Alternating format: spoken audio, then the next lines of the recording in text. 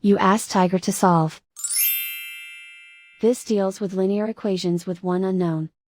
The final result is x equals -138. Let's solve it step by step. Simplify the expression. Group like terms. Simplify the arithmetic. Group all constants on the right side of the equation. Subtract 276 from both sides. Simplify the arithmetic.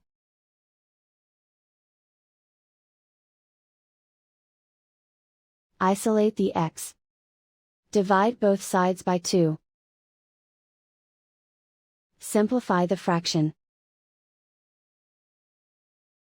Find the greatest common factor of the numerator and denominator. Factor out and cancel the greatest common factor. And so the final result is x equals -138.